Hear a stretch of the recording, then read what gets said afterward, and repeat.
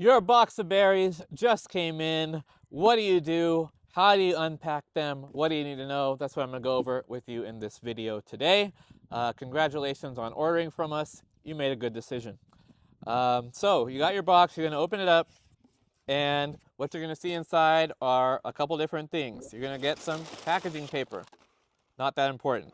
You're also going to see this sheet here. There's going to be two papers. The Bareroot planting instructions, that's going to be a written version of what I'm going to tell you in this video. And you're also going to have your packing slip. And then you're going to find individually packaged in your box each different type of plant that you ordered. So if you ordered raspberries, they're in one bag, blackberries are another, strawberries are in another.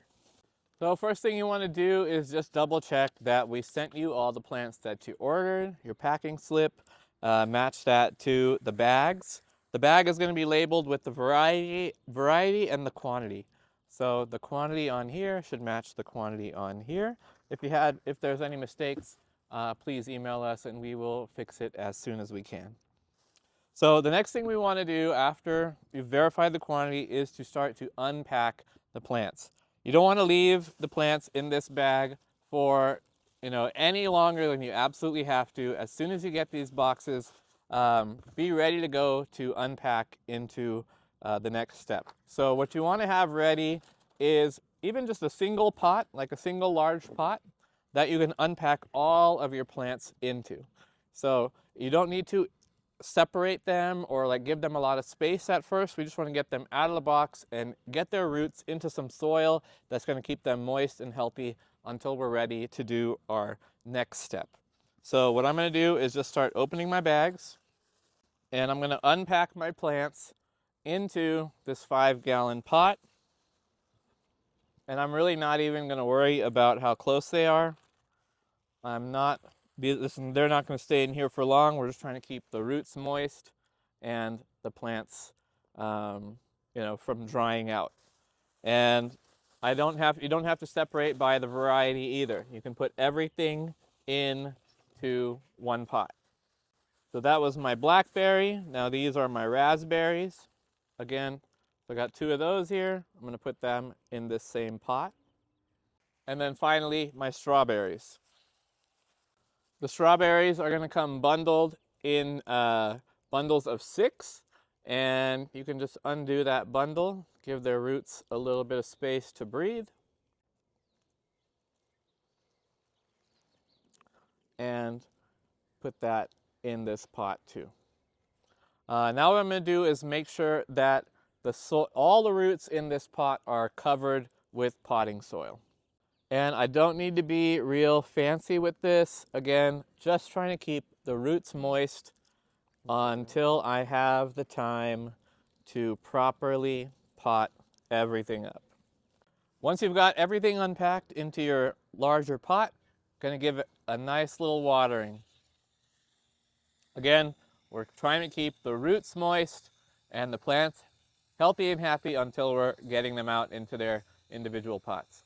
When you have the time, you can start to unpack your berries from your larger pot into individual pots. Now, you can plant these plants out into the garden directly. That's not what we recommend.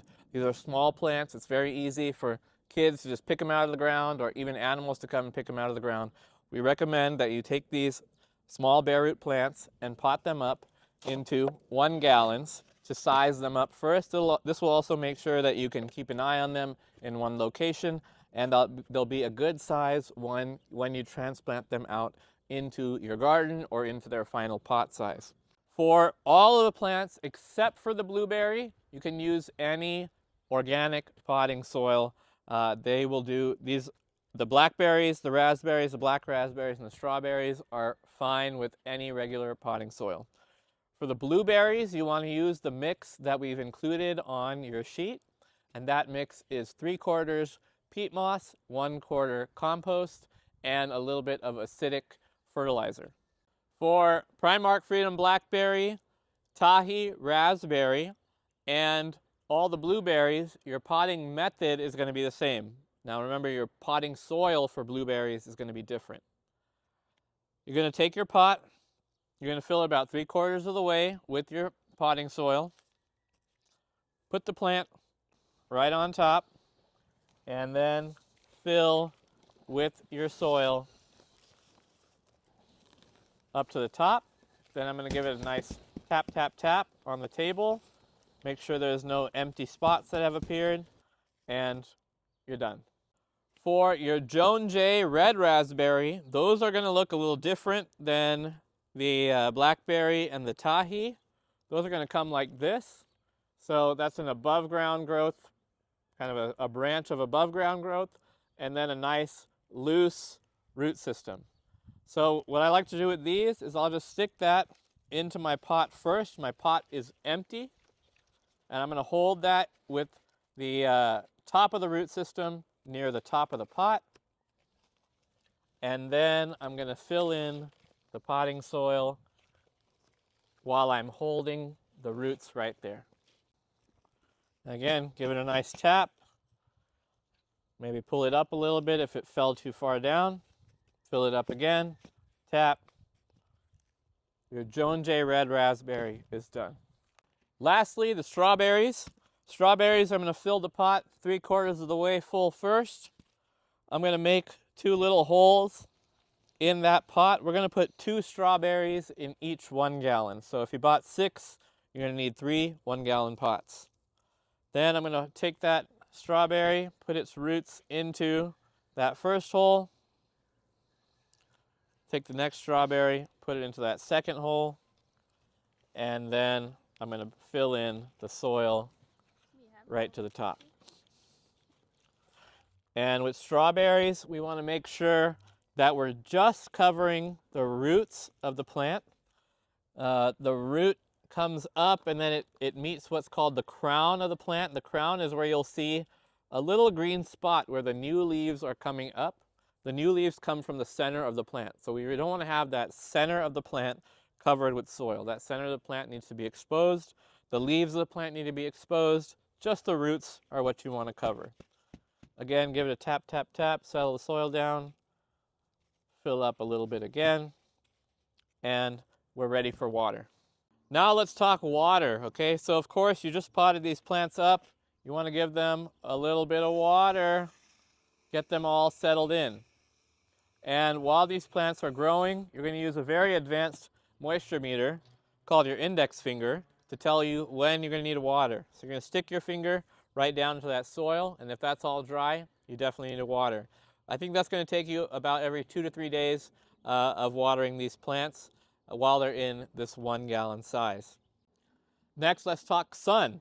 So for all of these berry plants, while they're young, while you just potted them up, you want to keep them in partial shade, especially avoiding afternoon sun. Once they've grown up a bit, you can start to introduce them to more and more sun. For their final locations, blackberries are going to love full sun, so that's about 6 hours plus per day.